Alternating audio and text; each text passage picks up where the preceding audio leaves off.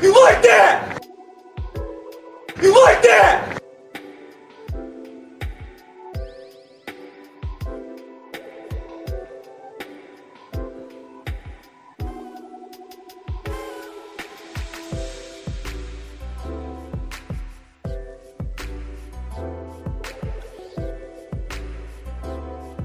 Oh, Johnny boy, you want to dial up those stupid screenplays, huh? You want to do that silly little dink and dunk crap that goes nowhere? Well, do ya? Huh? You think Lion fans gonna sit here and watch another 3-yard disaster on 3rd and 8? You know what I think about that, John? You know what happens when you waste Jahmyr Gibbs' talent? When you take the ball out of Amon-Ra's hands? When you turn Ford Field into a screen pass convention? Do ya? John Morton, You just made the list! Yeah. He made the list. You know what happens? Do you know what happens when you do that, Johnny Morton? Dan Campbell takes over play calling. Dan Campbell takes over play calling. And then you get to sit up in your booth and look down on the game. Nice seat, though. Welcome to the Villain Report, where we don't sugarcoat a damn thing. I am the 313 villain, Russell Wayne. I am the UDFA of sports podcasting, the unwanted, the unfiltered, the unapologetic voice of the fan base that bleeds Honolulu blue. That's right. In this episode, it's actually Victory Tuesday for us because I didn't get to do a Victory Monday because I was traveling because I came from D.C. The villain was in D.C. and got to experience that beat down 44-22 over the Washington Commanders. Not a big surprise, and I'm not going to talk about Super Bowl contender after a win like that, but it's nice that you take care of business. Drop your takes, your comments, hit that share button, and let's get on with it right here. This episode is brought to you by the Fanatics, fanatics.com. That's right. If you bleed Honolulu blue, if you're rocking with that 313, then you need to gear up like the real one over at fanatics.com. That's our official merch partner. So here's what you do. That QR code that I just brought up in there, that is a code that can save you up to 25% off of your order right there. And you're welcome for that. The villain loves to be able to help save people money. Every click does support this channel and the page and lets the world know that Detroit fans do it bigger and they do it better. And Villain Squad don't do knockoffs. We do official. We do Fanatics. Get yours. Ooh, yeah, the Macho Man Randy Savage went to Washington, D.C., yeah. He jumped from Air Force One all the way down to the field and dropped the Macho Man elbow on top of Marcus Mariota. They didn't stand a chance. Got the 1-2-3 victory. Yeah, dig it. Yeah. That's right. We just crossed over 94,000 people racing towards 100,000. Thank you to anybody that helps us. And all you have to do to help us is connect with us, liking, commenting, and sharing. That's the easy, free way that you can do it right there. Or if you want to help the villain, like pay for a new microphone, then just go get a Lions jersey from the link up there in the Fanatics code right there. But I am live on Facebook. I am live on YouTube and X right now, and we are everywhere. Wherever you scroll, the villain rolls. If you're a fan of Detroit sports, you should already be liking the page. If you're not, then yeah, what are you waiting for? And here I am. Here I am, baby. That's right. Welcome one, welcome all. Who is here? Who's here? All right. Do you know what happens? Do you know what happens to people who watch the Villain Squad and don't like and comment and subscribe? Well, do ya? Do ya? You just made the list! Don't make the list. Don't make the list right there. Trim Reaper's up in the house. Davy's up in the house. Say hello to my little friend! And the bad guy Lion since 95 You like that? is in the house. That's right. Say hello to my little friend! Mark's in the house. You like that? right there. There's the YouTube page right there. If you want to subscribe to the YouTube page, is at Lions Villain Squad right there. I appreciate anybody that does that. Detroit Fan Man in the house. You like that? Tyler's in the house. You like that? Mark G is in the house. You like that? Dan Campbell calling the play. That's right. Johnny Gaz up in the house. You like that? Good to see ya. That's right. Mark G. Chance up in the house. Say hello to my little friend. I like it.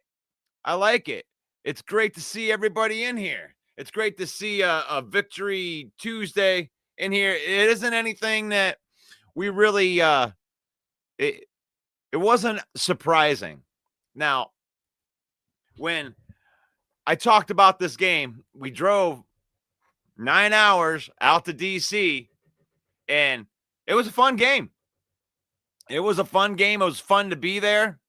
There were not as many Commander fans in the house that I thought there would be. I thought the Commander fans had some fans out there, but they give up on their team.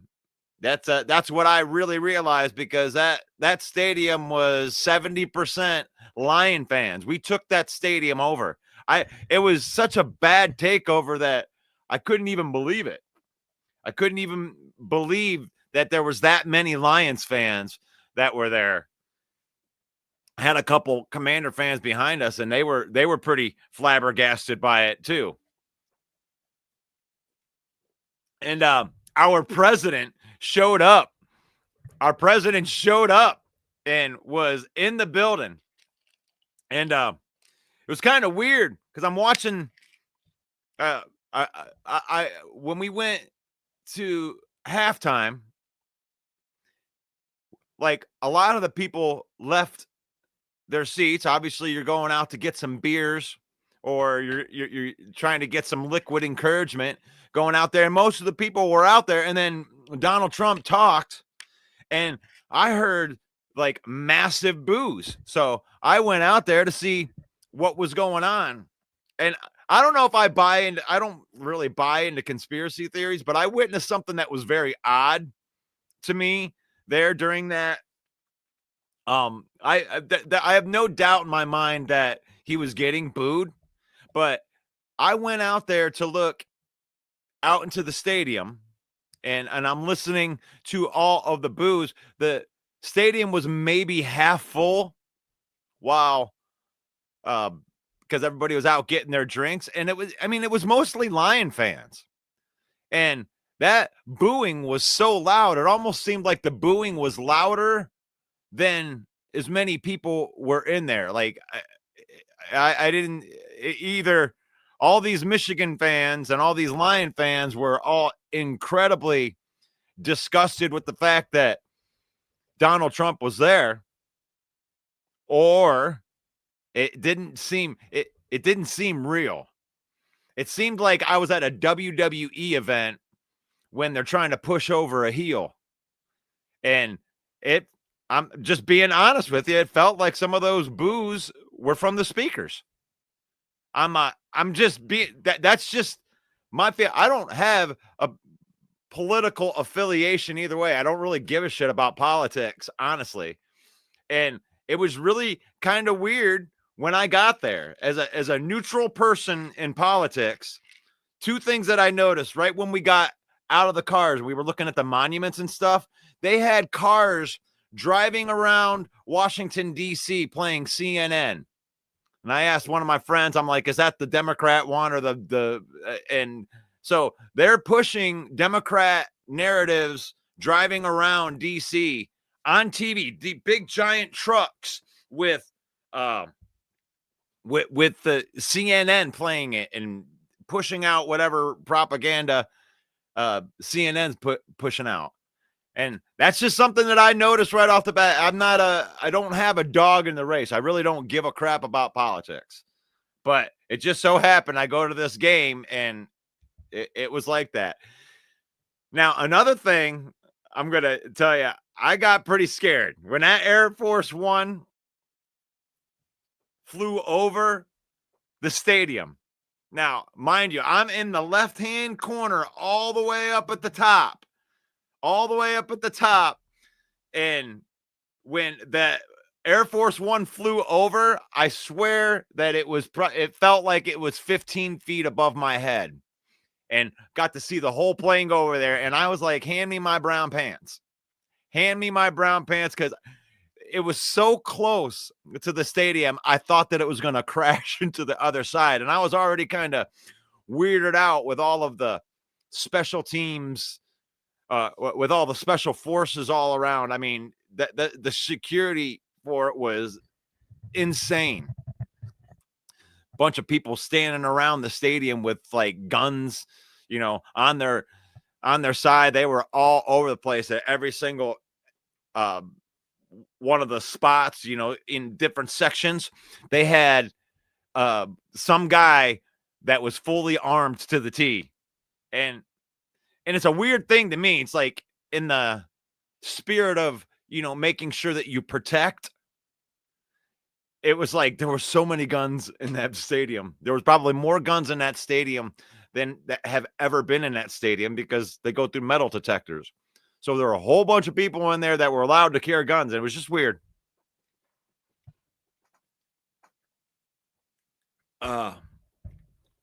Broski, Trump was booed. That was the weird thing, Broski. When I went out there, there wasn't enough people to make that much noise out there. And another thing that was weird too was when they were showing the boos, like when they were, when the people were trying to put their propaganda out there saying that Trump was booed during the deal.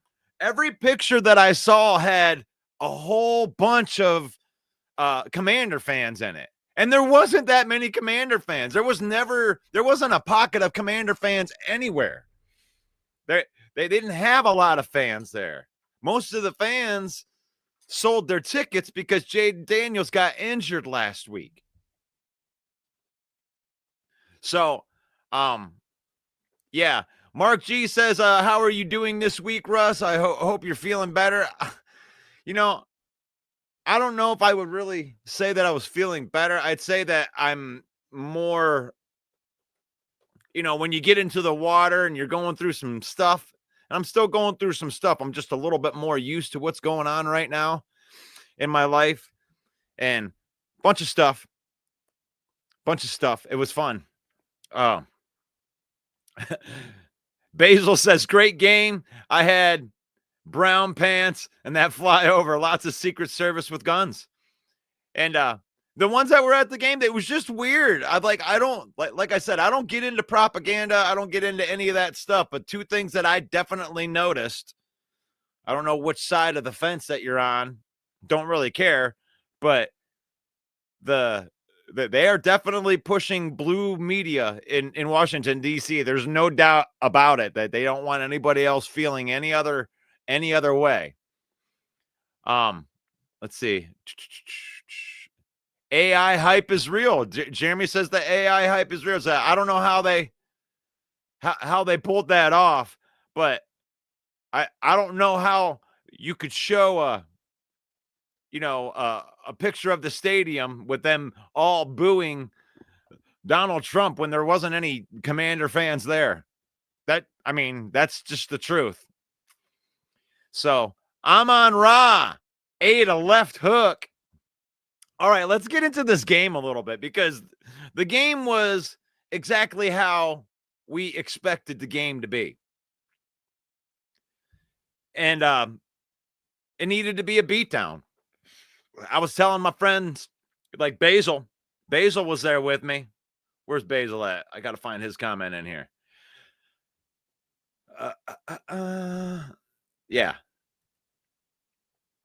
Yeah, Basil was there with me at the game, so he can probably back up some of the stuff that I'm talking about here. But what we had said on the whole trip in there, that this is the most important, unimportant game that we're going to face, because here's facts.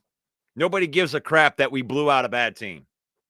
We won 44-22, and really, the last points were gotten when Kyle Allen was out there, and there was definitely some prevent stuff going on.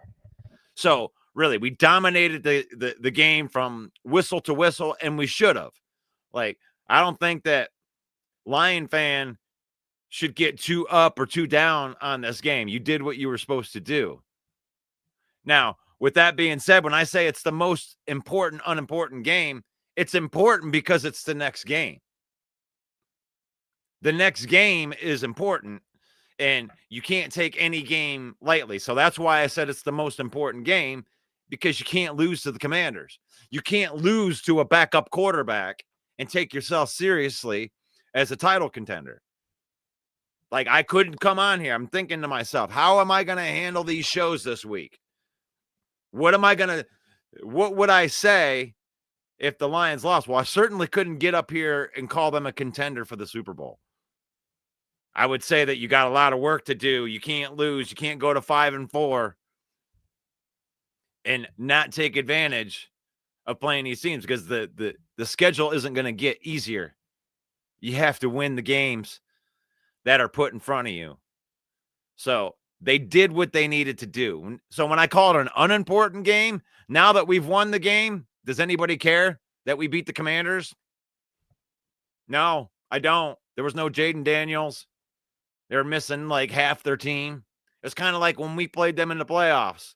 We were missing half of our team, and they beat us. And it sucks that that was in a playoff game. This wasn't in a playoff game, so it definitely didn't hurt them that bad. I didn't meet any butthurt Commander fans that were, trying to troll us real hard. It was just, they knew what they had. Busted up quarterback and all that. So when I say it's the most important, unimportant game, that's what I mean. It's like it's not important anymore. Now, it would have been very important if we lost. It ends up being real important. You choked it away. You whatever. You fill in the blank for whatever you got. So Broski should be happy today. The Packers lost their starting center last night. That's not why you're happy. You're happy because the Packers lost and the Bears won. And the Bears are sitting at the top of the NFC North right there. Right now. Right here, right now. We take a picture right here, right now. And the Bears are tied with the Lions for first place in the NFC North. And the Lions hold the tiebreaker because we have a victory, but it doesn't matter because we play again. So we're sitting there tied. I'll call it a tie, broski.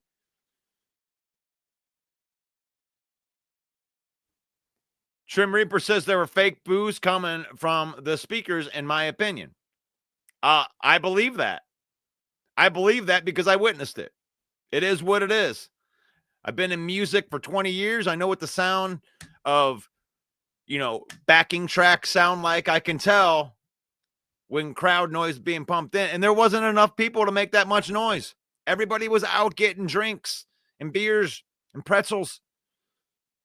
Half the stadium was gone. And every picture that I saw of Donald Trump getting booed had a whole crap load of people out there. Like, everybody was paying attention to the president. Everybody was out getting food and beer. There wasn't that many people in the stadium to begin with. It wasn't sold out. And it was 80% Lion fans. And maybe I'm being a homer, so maybe 70%. But it was definitely more than half. It was definitely more than half Lions fans. Yeah, I think that the boos were in there. And they were there were definitely people that were booing Donald Trump. There is no doubt about that. I just think that it was definitely exaggerated. All right, Gibbs rocked. Okay, let's look at some of this stuff in here, man. This is I like going over stats. So you got Lions winning 44-22. Let me get this stuff up so I can read it out on the player stats right here. Jared Goff, 25 for 33, 320 yards, 3 touchdowns, 0 interceptions. What a great game. Jahmyr Gibbs, 15 carries for 142 yards, 9.5 yards a carry. What a comeback game for him. He needed to have a big game. Big players come up big. And when defenses are, injured up, players like Jahmyr Gibbs are going to beat you every time. That's why it's hard to beat the Lions unless you're at full strength. Right there. Jahmyr Gibbs also added 3 catches for 30 yards and a score. Jameson Williams has been spotted at 6 catches and 119 yards and 1 touchdown for my fantasy football team and the dub. And Amon-Ra St. Brown, 5 catches for 58 yards and a touchdown. Yeah, Sam Laporta had 5 catches for 53 yards. Khalif Raymond had 4 catches for 49 yards. So Goff was spreading the ball around very well. And I think that that's when the offense is running at its best, when that ball's getting distributed, because we have so many playmakers. There's so many playmakers on this Lions team that when they are hitting on all cylinders, who the hell are you going to guard?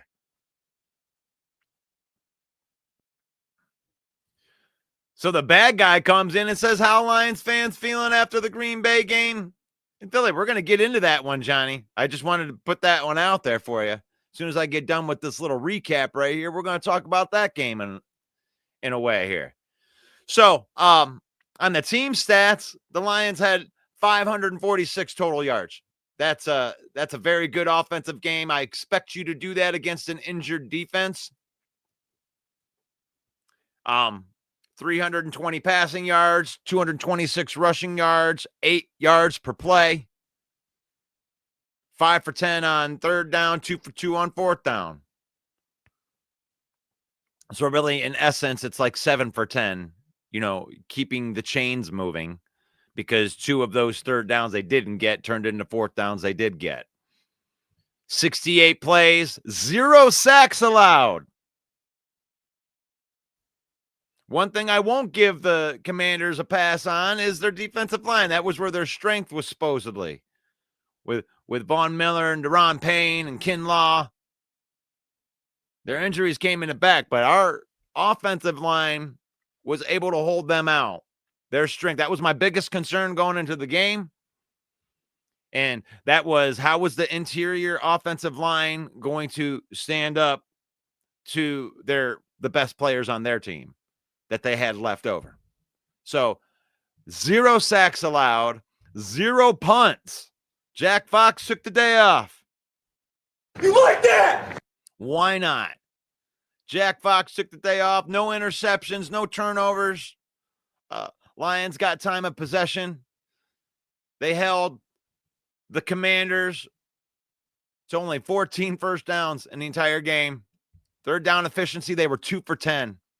They were 3 for 3 on 4th down, which is a pretty big explanation on how they got their points. They were able to extend a couple of those drives by getting some 4th down plays. They gave up 2 sacks. That's a sack and a half to Brian Branch. They had 8 penalties. And, it was a complete win for the Detroit Lions. They needed a good, complete win, and they got it. And as a fan, I needed to see that. And let's see what your thoughts are here in these comments. How about them Packers? We can't wait to get in there. Jeremy says the Thursday night and the Monday night football games were snoozers.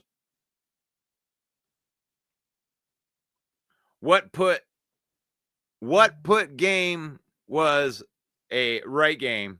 I'm a fan of defensive games, Jeremy.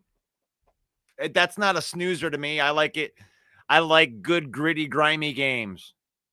And that looks like the type of game that we're going to have to play against the Philadelphia Eagles if we're going to want to win that game, unless we can get some big plays. Our game was needed to get right for Philly. Yeah, you can't go like if you lost 2 games in a row for the first time in over 3 years to the Commanders, and then you were going to lose 3 games in a row. I wouldn't have picked them to beat Philadelphia, but I think they got a chance against Philadelphia now that Dan Campbell's calling plays.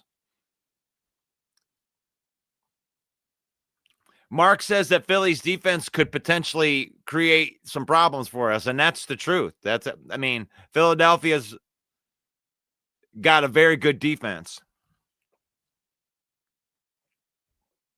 But Philadelphia, shutting down Green Bay hasn't really been playing all that well on offense. They lost a game only giving up 13 points. These aren't good showings for Green Bay's offense.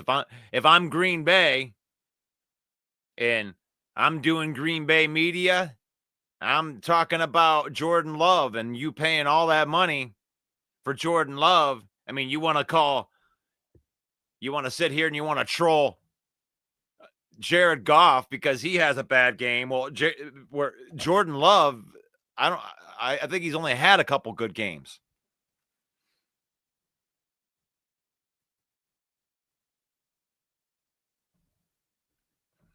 Basil says there were more boos.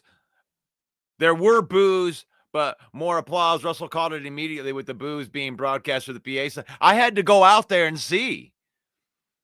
I couldn't believe it. I'm like, man, everybody's on the outside.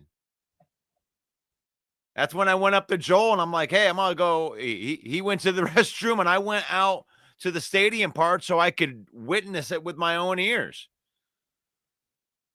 They really hate this guy. And then I go out there and I'm like, there's no way. There's no way. Dun,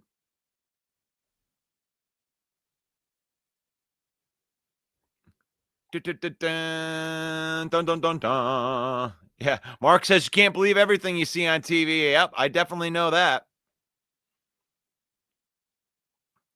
Game ball goes to Goff. Here's realistic. You can always count on, Broski does troll us on here, but he ain't afraid to troll his own team either. The Bears haven't beaten a good team yet, and they still need to improve in a lot of areas. But it's great to see them win close games instead of losing them. Bears play in Minnesota this Sunday. And here's your chance, man. Minnesota got up for us. And the Lions got to get used to this, by the way.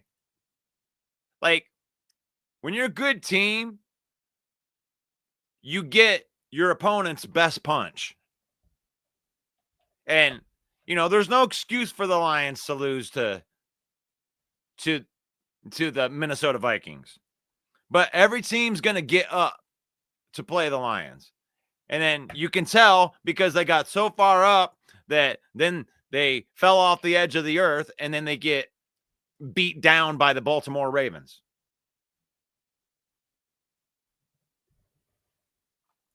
So, am I freezing up? Let me see if I'm still freezing up. Let me get down in here. Am I still freezing up? Because that was a...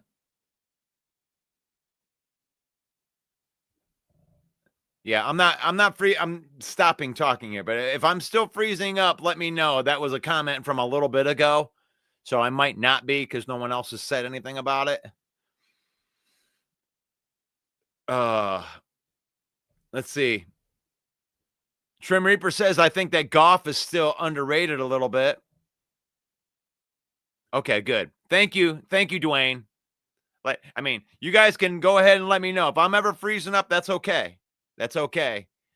I was having some technical difficulties this morning, even getting the thing up. My internet was being slow, so it wouldn't surprise me. It wouldn't surprise me at all. But that's good stuff. But if you haven't, I did put out a couple new baby videos today, so I want to be able to get that to you. Morton says communication is fine, but Campbell says, hey, hold my beer. I'm going to go ahead and call the plays today, and I'm going to show you how it's done. So here's what Ric Flair had to say right before the game. Woo! Let me tell you something. You can change your name from a potato to a commander or a space pirate. For all I care, woo! It don't matter one bit, because the Detroit Lions are coming for that sweet revenge. We remember what you did. Oh yeah. And now we can smell blood. You're down, troops. You're limping in. And the Lions, we don't care. Slick Rick don't remember the last time Lions lost 2 in a row. And you ain't gonna be the ones to get it done. Not because you're not good enough.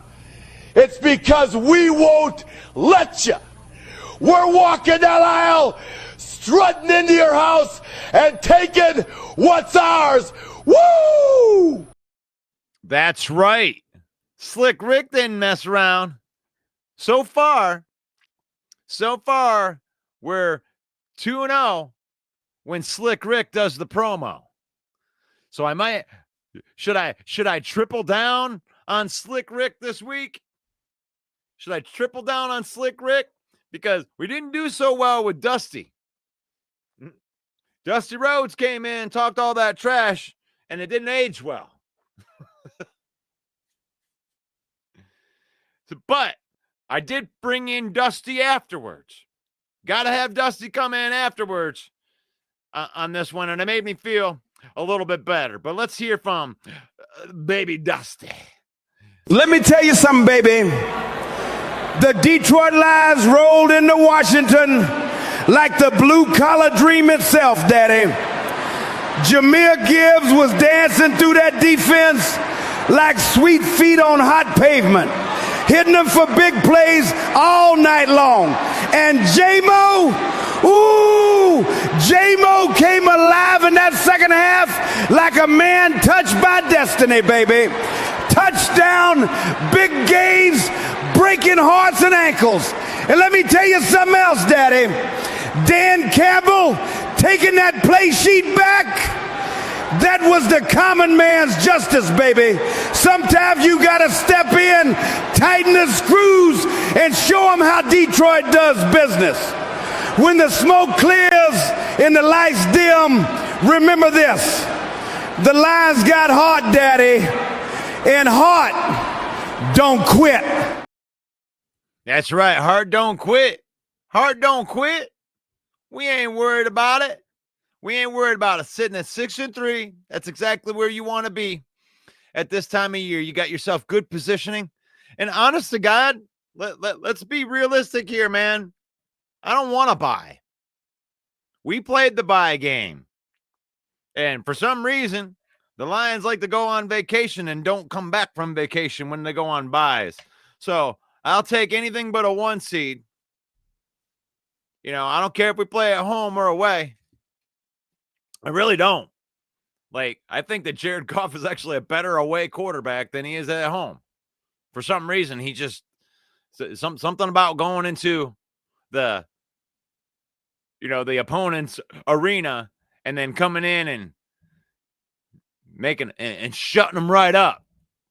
Gonna shut them right up. But I wanted to promote something right here for the first time. If you don't know already, the villain has been a musician for 20 years. That was my job that I've had. I've been toured all over the country. And then when COVID hit, that kind of forced me into this space, in which I'm grateful for it now because I can now support my family through doing this. But I still do some concerts, and I want to invite you to a concert on January 30th of next year. So now this only applies if you're a fan of the band Tool. I'm a 90s guy. Tool's one of my favorite bands of all time right there. I'm a big fan of Maynard James Keenan, Dana Carey. And I love progressive rock. And we do a pretty good tribute. This is going to be the 19th annual Toolology show. I've been doing this since 06 and 7. And there we are.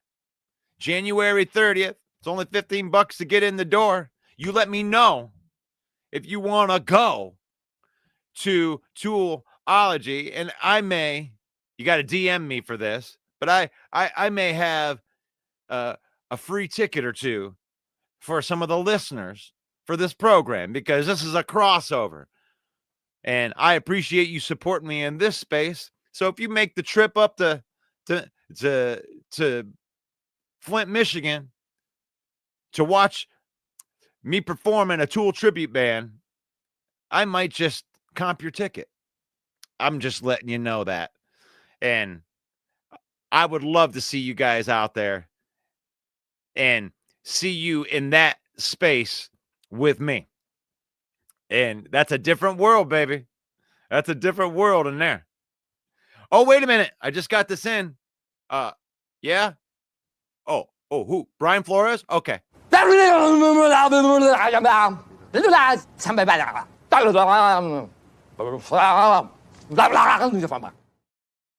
okay. I guess that's Brian Flores calling the fourth down play yesterday, trying to win the game. So sorry, Brian Flores. Where are all my Tool fans out?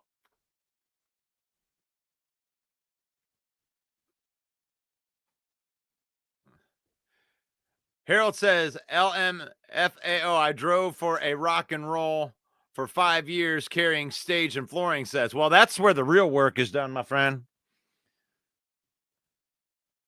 That's a funny story about that. Is it's funny when we're dealing with getting paid from, bar owners and venues. It's really funny that, like, you think you get paid for the performance, and you don't really get paid for the performance. You get paid for guys like Harold right here, who truck all of the gear around, set up the stage, and put badass sound systems. That's really what the venue is paying for. And then you kind of get the groups for free until you become huge, but then you can make some money at it. And, if you're like Dave Matthews Band or something, but all those little crews, all those little bands, those ones that are touring, none of those bands are making no money.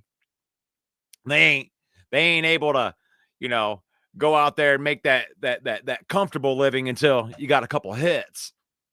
And maybe it's a little bit different now with the internet, because you can make a living before you even set foot on a stage, which is something that I never really got to experience. We had to make all of our stuff off of merchandise on the road and whatever the venue was going to pay. But Harold is the true hero of every rock concert that's out there. So if he was out there busting his ass, I appreciate guys like Harold. You like that? I salute you. Happy Veterans Day, by the way. I didn't say anything about it. I'm sorry I haven't said anything about that. God bless you veterans that are out there. Thank you for fighting for our freedom. And I went around that whole place checking out, the Lincoln Memorial. Like, it was pretty cool. We got to hit that up at nighttime, and that was a cool experience going around there and, seeing the wall with all the names on it. That was like crazy. Like, you think that there's a lot of names, but then when you actually see how big that exhibit is with all of those names, just name after name after name of people who died defending this country, it's crazy. It's like, it's very humbling. It's very, very humbling. So don't take your freedom for granted, whatever that means to you, especially if you have loud opinions. If you have loud opinions, you should definitely be thanking the veterans for that, because there are places that you go where your loud opinions will get you killed or unalived. So happy Veterans Day. Full respect out there to anybody that served in the military and, served for our freedom. God bless you. God bless your family. This is your day. Thank you. Thank you.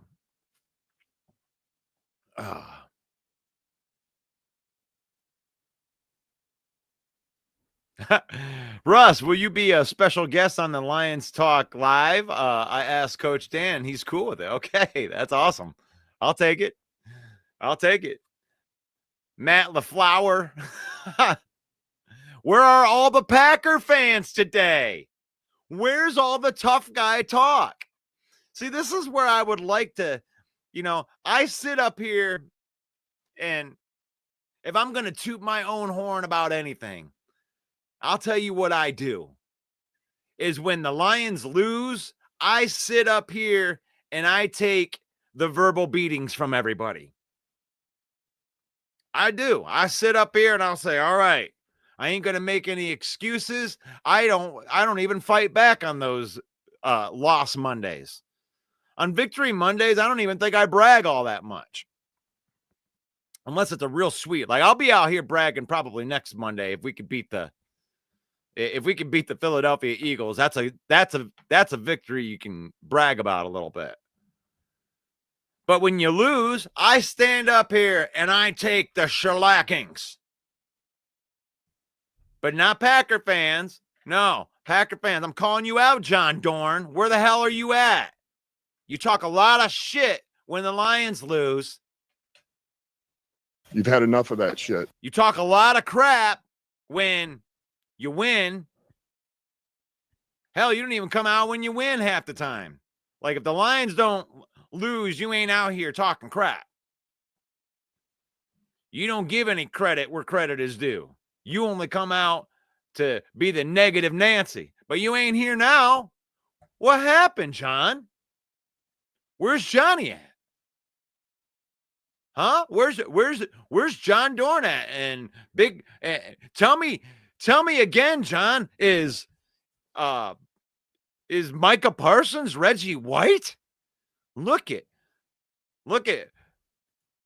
let's look at the Micah Parsons. Let's see what Micah Parsons did. I think he got a pressure. I think he did get a pressure.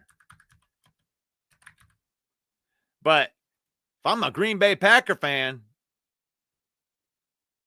I'm kind of freaking out a little bit. I just spent $47 million on a quarterback that over the last 3 weeks, I don't know. He doesn't look like a guy that's worth $47 million a year. I mean, if you want to overanalyze when Goff has a bad game every 10 games. Well, Jordan Love, I don't know. I mean, has he even had a real good game? 20 for 36 for 176 yards. It's awful. I mean, look at that. You got Josh Jacobs, who you made one of the highest paid running backs in the league. 3.5 yards a carry. Again. You got no offense. You spend all your money on, now you don't have any money to get anything for your offense. So you better hope that offense is the offense. Can't change. You're not going to be able to get rid of any of these guys. So where you at, John? Tell me how your team's going to win the Super Bowl. Where'd you go?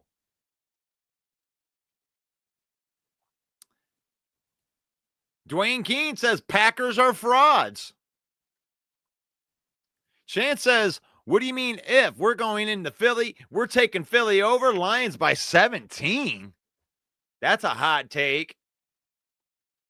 I'll take a victory. I don't care what the victory is. I would love a blowout victory. That would be a statement. If they do that, Chance, that'll be a statement.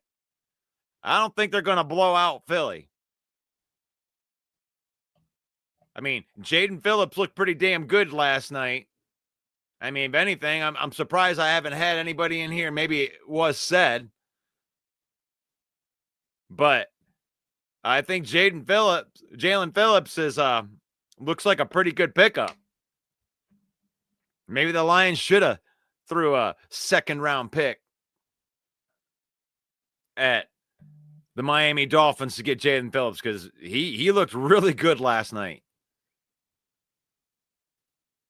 with them player stats. Let's see, what do we get in here? Phillips. He had 4 tackles. A couple of them were for loss. You got a sack from Nakobe Dean, a sack from Hunt, a sack from Nolan Smith. That Philadelphia defense is for real.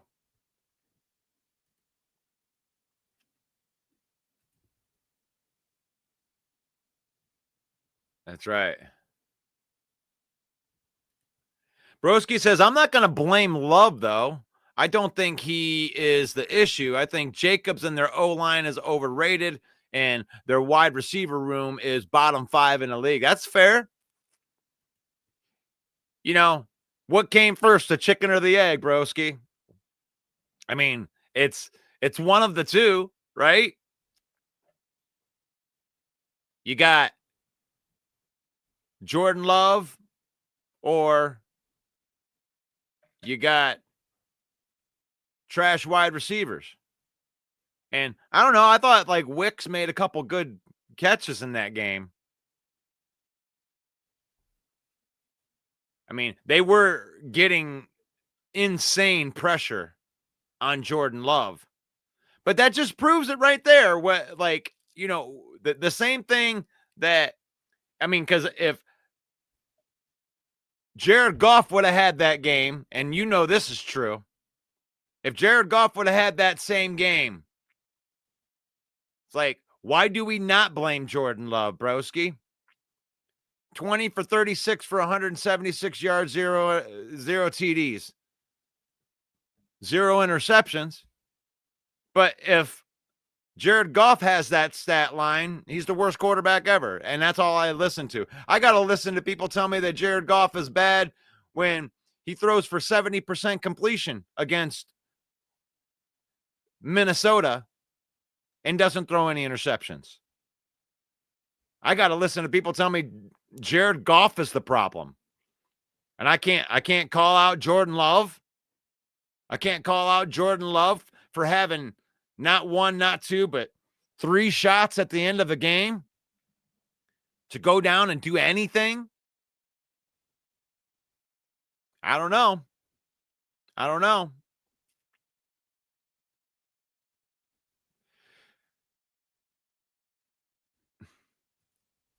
Mark says that our game against Philly will be won or lost in the trenches. And I think that could be said for any game, especially in this game. Got those young offensive linemen. This is not the Commanders' defensive line anymore. I understand we're all feeling good about oh wow, we scored 44. The offense is back. Be careful, because that defensive line is not Philadelphia's defensive line.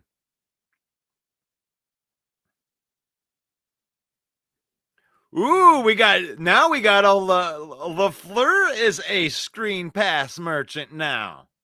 Look out.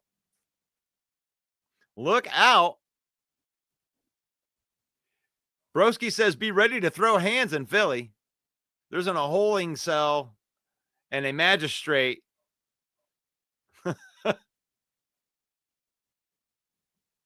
Oh, there's a holding cell. Okay, that's okay. Yeah, I heard that about Philadelphia fans. I have not been at that stadium yet. I am going to get to all of them, so I will probably not look forward to being that one. Dwayne says they better call false start on Philly. All right. But that's Goff's game, and he has weapons. Oh, don't get me wrong. You can call out Jordan Love. I mean, I think it's lame. Honestly, and I'm not calling you lame, but I think it's lame when like people get ideas in their mind and they'll do anything to justify what their take is. And obviously, yes, if all of their wide receivers are trash, then yeah, I guess you can give Jordan Love a pass. But comes down to the offensive line, I think. I mean, Jordan Love, just like any other quarterback, if you give him time, he'll pick you apart. You got to get pressure on him. But I think it's just funny how we'll give passes to some quarterbacks and not other quarterbacks. And Jared Goff doesn't ever get passes. As a matter of fact, he gets criticized when he probably doesn't deserve to be criticized. And, you know, and you give him a hard time because he has good players. And the thing is he built this chemistry with those guys. He built that chemistry. He went through 2021 when Brashad Perriman was his wide receiver and Quintez Cephas, and he used what was given to him. He made Josh Reynolds into a star, you know. He made Amon-Ra into a weapon before Amon-Ra was a weapon, before anybody knew anything about Amon-Ra. You know, it's kind of weird. I had a take on Amon-Ra where it's like, I knew that he didn't want to come to Detroit. He's admitted as much. When he got drafted, he wasn't happy to come to Detroit. But if he would have went to a different team that already had an established 1 and 2 wide receiver, he could be buried on a depth chart somewhere, because there's a lot of talented players in the NFL, and some of them just need an opportunity. And because the Lions team was so freaking bad in 2021, a 4th round pick got to rise up the depth chart pretty damn fast because there was nobody else. And he got an opportunity and became Amon-Ra St. Brown, the sun god. Now, sure, maybe he would have went somewhere else and became a super stud right off the bat, climbed the depth chart, you know, climbed up past, you know, starting wide receivers, and all of a sudden, you know, he's the man. But I don't know. You have to be given an opportunity first.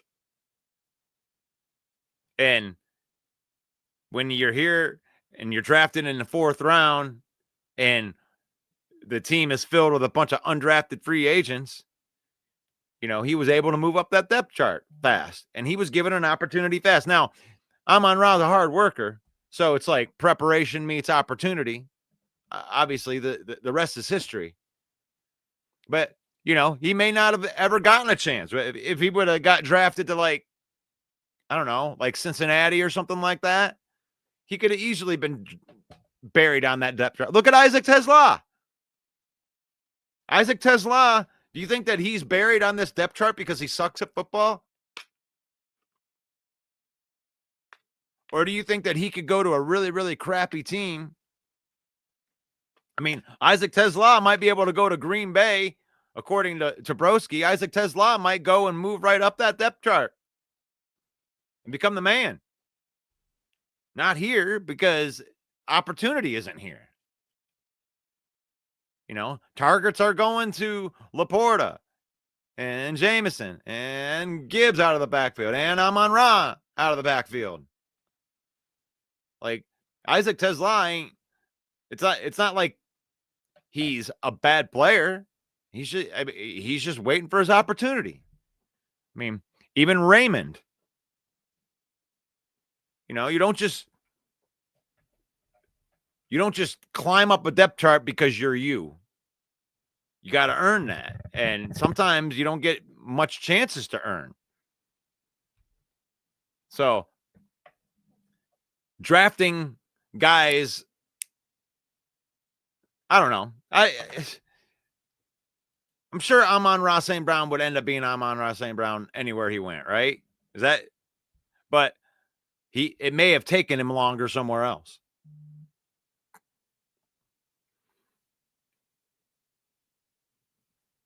Oh, look at that. I like that. Barry, Randy, Emmett, and Jim, all GOATs. That's why I love, like, conversations about greatest of all times when you're trying to compare eras. I mean, one of my favorite isn't even a football one. It's the LeBron versus Michael Jordan talk. And honestly, I don't even want to, I wouldn't even want to answer that one because they don't play the same position. Like, I often wonder why you would even say LeBron versus Jordan. I mean, it'd be more like LeBron versus Barkley. You know, how about use other small forwards, or maybe you could call him a point guard. But Jordan was a shooting guard. So the question should have always been Jordan versus Kobe. Should have never been LeBron versus Jordan. It's like when you got two guys in two different positions, there's going to be two glaring things. Like, for one, Jordan's way better at, being the clutch player because he's the shooter. So LeBron's always going to have more stats. He's always going to have more assists. And he's been playing a hell of a lot longer, so he's always going to have more points and rebounds, but Jordan's always going to be the better pure scorer. So I never understood some of those in there. But when it comes to Barry, Randy, Emmett, well, let's just take Barry and Emmett. Like, oh, Barry's way better than Emmett. Well, Barry cut out after 10 years. And I believe that somebody that plays for a long time deserves credit for playing for a long time. Like the Iron Man, that should be part of what's put in there. And Emmett played for teams. Now, he did kind of, I mean, he got that record in Arizona and wasn't a dominant player. So, I mean, you can say whatever you want, but he is still the rushing leader, has more yards than anybody ever. And Barry probably could have got that if he played 2 more years in the league, but he didn't. Jim Brown, I mean, he dominated his era. You're talking championships. Team that wins championships. That's always put on there. You got to put there in a GOAT. He's one of the GOATs.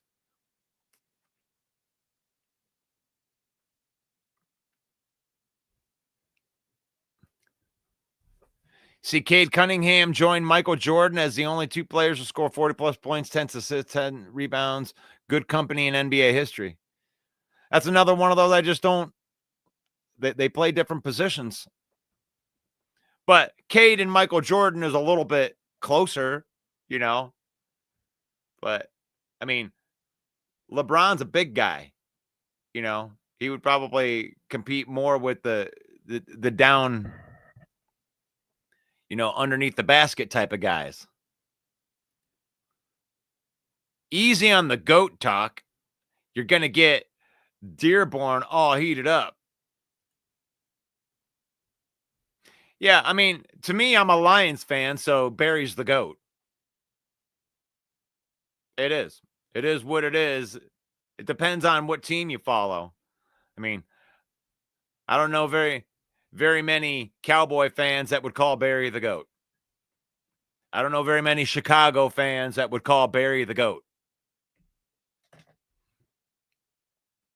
But I'll tell you something about Walter Payton is a Lion fan can admit that I'm not going to, like, if somebody wanted to call Walter Payton the GOAT and have Barry still up there, but he wanted to say Walter Payton, I'm not going to die on that hill because it is what it is. Walter Payton was great. I mean, how do you even compare the two? I mean, if anything, Walter Payton has a championship and Barry didn't, which wasn't really Barry's fault, but still. So if somebody wanted to say Walter Payton was the greatest, I'm not going to agree with you. And I have my reasons for that. My main reason that I think Barry Sanders is the GOAT, because he played 10 years and he played, and he was a first team All-Pro all 10 years. And I've witnessed a lot of football in my life. I have witnessed, 6-year dominating performances. LaDainian Tomlinson dominated for 6 years. Adrian Peterson dominated for 6 years. 7 years. But nobody dominated like Barry. Nobody was voted by his peers. And that's what all pros end up being. Those are people that play football or have coached football that vote on that. So if you win first team all pro 10 years in a row, that means that you were the best. You were the best at your position every year that he played. No other player can say that. No other player can say that. Calvin Johnson, that's why I consider him one of the greatest wide receivers, because during the stretch where he was at his greatest, there was no other wide receiver. It was Calvin Johnson and then the rest of the league. Same thing with Barry Sanders. It was always Barry Sanders, then everybody else. Other great running backs that were in that era, but there was nobody like Barry. The best. The best. Voted on not by me. Voted on by people that know football better than any of us. So that's my take. That's the villain's take. The villain's verdict is Barry is the greatest running back of all time. And, when you're playing 11 on 11, I mean, you can factor in Super Bowls. I believe that you can factor in Super Bowls, but it's not the only determining factor in greatness. And LaDainian Tomlinson was sweet. I loved LaDainian Tomlinson. He dominated for 6 years, but then he fell off. Barry Sanders kept that level. And I respect him for walking away before that level dropped at all. That's something, there's something about that. I am not going to play football unless I'm playing at the best of the ability that I can play. And the minute that he felt that wasn't there, or the love of the game, you got it. I mean, I don't blame him. I know what it's like to be passionate about something. There's part of my body that doesn't want to give up music. And I probably won't give up music, because you can do that when you're older. But when your body starts breaking down, you can't do it like the way that you used to. I mean, you start questioning that. Do I really want to do this? Do I really want to do this? But let's look at this right here. So I'll promote my show right there. I do have a show coming up. If you want to see me perform in concert, if you want to see the villain out there rocking the stage, if you want to see the villain in a way that you've never seen the villain, I'm telling you, this is a concert that you want to be at if you like rock and roll concerts. Friday, January the 30th, $15 in advance. But let me know if you really want to go to the show. I'm going to have some hard tickets. Honestly, if you watch this show and you're one of the, 25 regulars, I'll comp your ticket. If you're going to drive all the way to Flint, I ain't going to make you pay for the ticket. You let me know. DM me. Don't put it in the comments, but DM me and I'll get your information. Maybe we can meet up. I'll give you a couple tickets to the show until I run out of freebies. So Mark G says, who on here remembers watching Alex? I was not lucky enough for that. Jeremy giving me some love right there. Jeremy's actually watched it happen before. Have you seen the concert, though? You've seen me play solo before. Did you come to the concert? Did you come to the rock concert? Because I do play solo shows. I play guitar and sing. But my rock concert's a different bear. That's a different thing altogether. But I'd appreciate anybody that would come out to that show with that. But we're climbing towards the end of this program right here.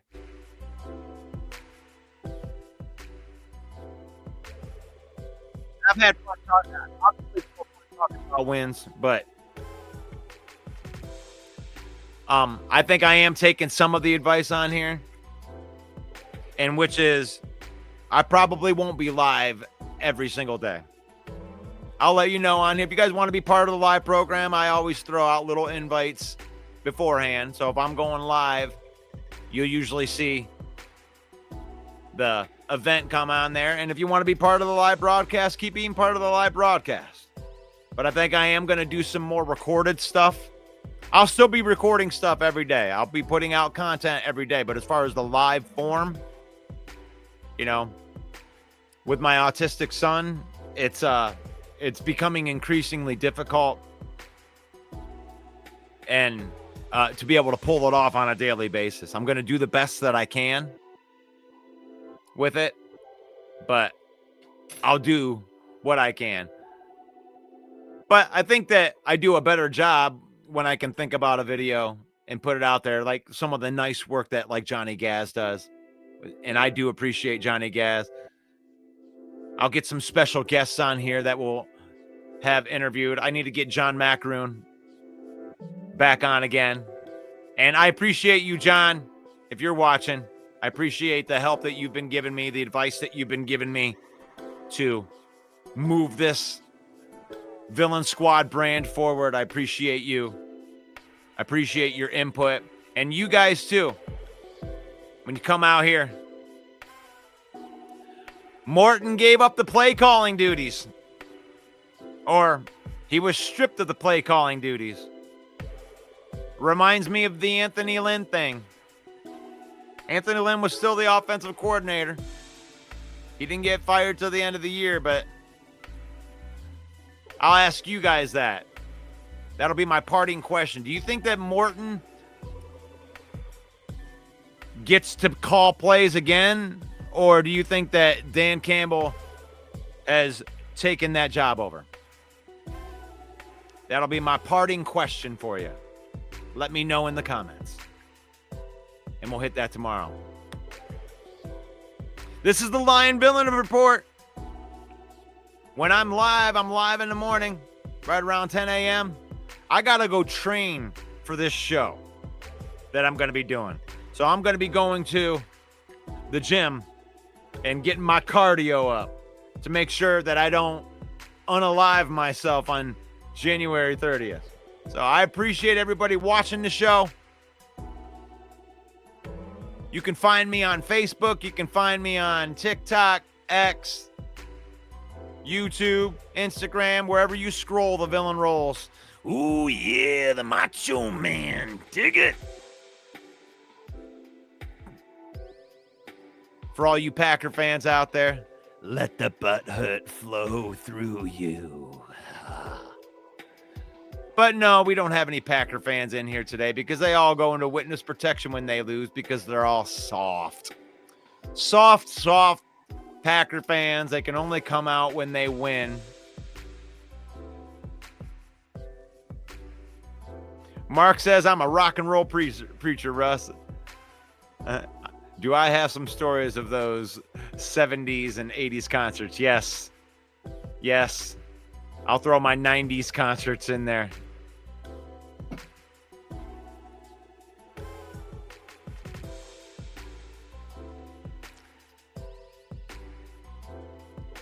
No, I know that Dan Campbell is calling the plays right now.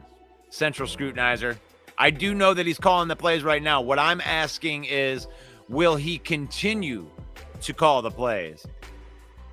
Because he made it sound like it's one of those things where they're just tweaking some stuff and he's going to show him a little bit. Do you think he'll give the play calling back to him, or do you think that he'll call him for the rest of the year? That's my question. I did know that he took over the play calling. which is cool. But it's faith, family, then football on here, folks. We use football. We don't let football use us. And may the Lord bless you. May the Lord keep you, and may the Lord shine his face upon you until we meet again in Jesus' name. Amen. Thank you, everybody, for watching the program today. I'm Russell Wayne. I'm the 313 villain. Faith, family, then football. God bless you. I'll see you in the next video.